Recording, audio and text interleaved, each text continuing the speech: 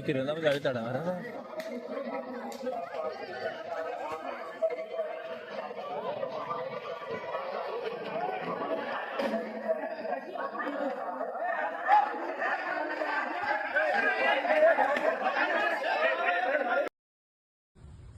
Hello, अहो ते कापशीची हायस्कूलमध्ये काय घटना घडलेली आहे? जावा लगेच, ताबडतोब त्या शिक्षकाला अटक करा. हरामखोर नराधमाला चांगली शिक्षा द्या ताबडतोबी ना.